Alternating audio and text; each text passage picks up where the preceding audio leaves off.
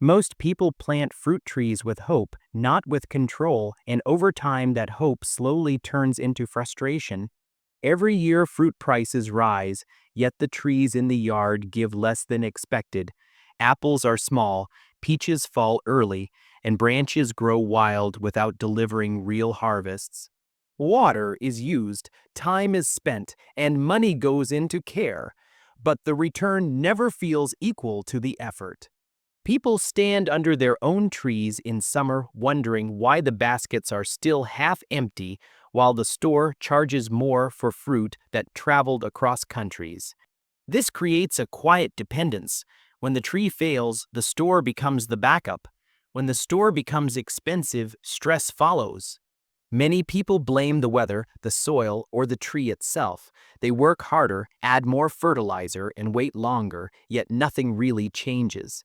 The problem is not effort, the problem is direction. Energy is being wasted, growth is uncontrolled, and the tree is making choices the owner never guided. This is where most people feel stuck. They sense that something is wrong, but they cannot name it. The tree is alive, yet it is not working for them. And that feeling grows stronger each season until one simple question forms quietly in the mind. There has to be a better way than this. This is where the shift begins because the real turning point is not summer, and it is not harvest time. It is February. While most people wait for warm days and visible growth, this is when control is actually decided. Here's where most people get it wrong. They treat pruning as a cosmetic task, something to do when branches look messy, or they avoid it altogether out of fear of cutting too much. That kind of random gardening leaves the tree in charge. February pruning is different. It is not about cutting back growth, it is about directing future energy. In February, the tree is dormant, quiet, and honest. You can see its true shape. You can see where energy has been wasted and where it should go next. This is the moment when a simple decision changes everything that follows. Random cuts lead to random results. A system creates predictable results. When pruning is done with purpose in February, the tree stops guessing and starts following a plan. Energy that would have been spread thin is now focused. Light will reach places it never reached before. Air will move where it used to sit still. This is the part that changes everything because nothing visible has happened yet, but the entire season has already been decided. Standing there in February, with no leaves and no fruit, you begin to realize something important. Maybe the problem was never the tree. Maybe it was always the timing. To understand why this system works, you have to see the tree the way it actually functions, not the way it looks in summer. A fruit tree is like a storage battery. All winter, energy is saved inside the wood and roots. When spring arrives, that stored energy is released all at once. The tree does not create energy evenly, it spends what it has. If the structure is crowded and messy, that energy gets wasted on leaves, weak shoots, and shaded branches that never produce good fruit. This is why pruning does not reduce harvest when done correctly, it concentrates it. Sunlight is the first key. Fruit only forms where light reaches. When branches block each other, blossoms fail and fruit stays small. Airflow is the second key. Still air invites disease, which weakens fruit before it ever ripens. February pruning opens the tree before these problems exist. It creates space where light can enter and air can move. Almost nobody talks about energy this way, but once you see it, everything becomes clear. You are not cutting off food.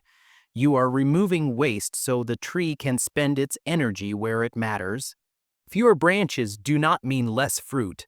They mean stronger fruiting wood, better blossoms, and heavier harvests later. This is the part that builds trust because the logic is simple and natural. The tree already has what it needs. Pruning just tells it where to use it. And when you understand that, the system stops feeling risky and starts making complete sense. Now the system becomes practical, and this is where clarity replaces fear.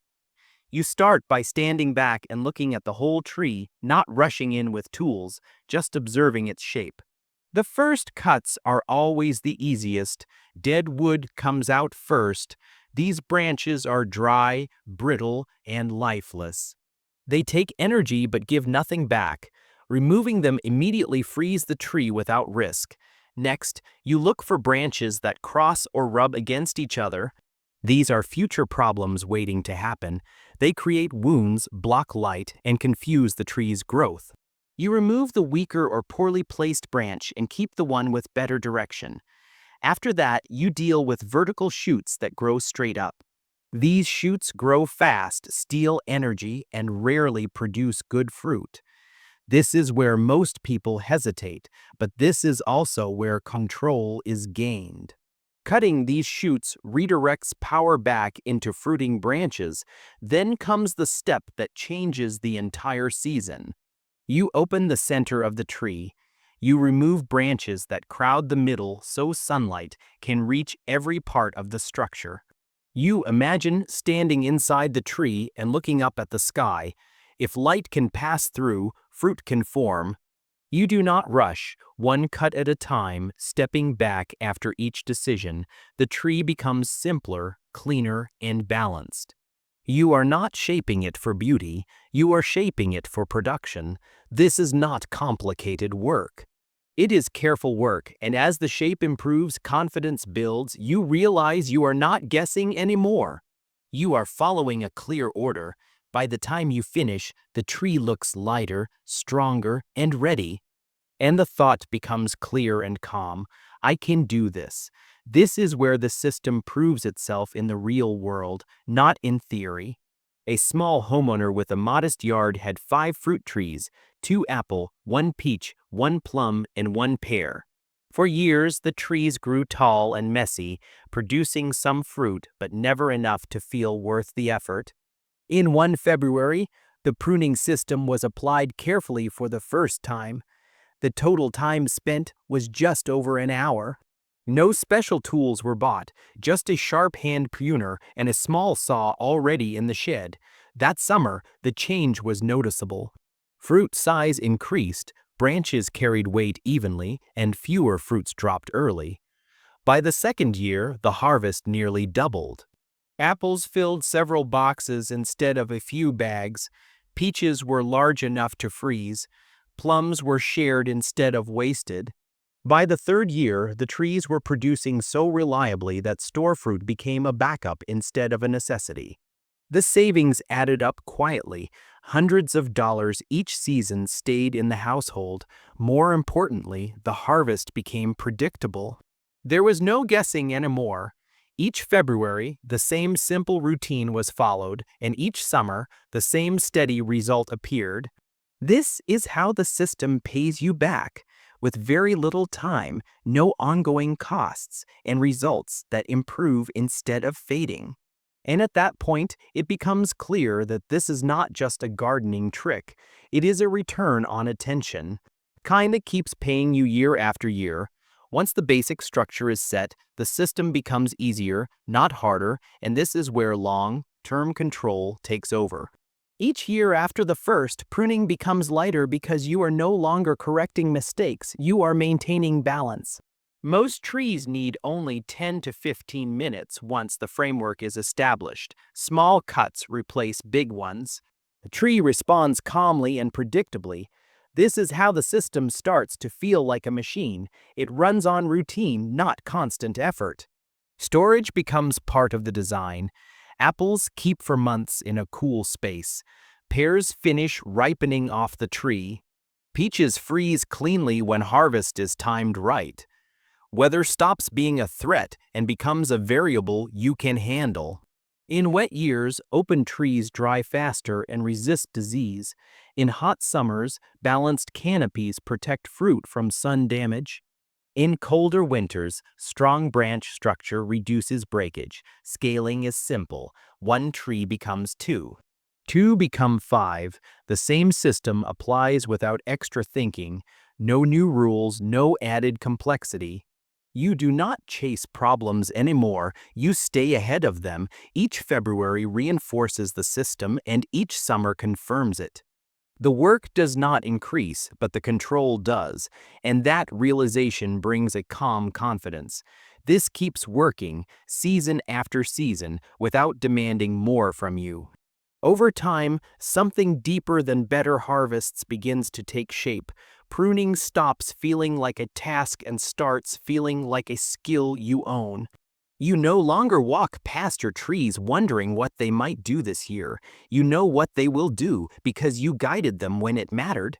Food stops being a question mark and becomes a process you understand. This changes how you see your role. You are not reacting to prices, shortages, or disappointment anymore. You are choosing outcomes. That quiet shift builds confidence inside the household. It is not loud or extreme, it is steady. Each February becomes a reminder that small, well-timed actions create lasting results. You are not chasing growth, you are directing it, and that mindset carries beyond the trees. It teaches patience, focus, and trust in systems that work over time. When summer arrives and branches bend under the weight of fruit, the harvest feels different. It feels earned, planned, and reliable. This is what freedom looks like in practice, not escape, but control, not luck, but design. And once you experience that, hope is replaced by certainty. You are no longer waiting to see what happens, you are deciding it.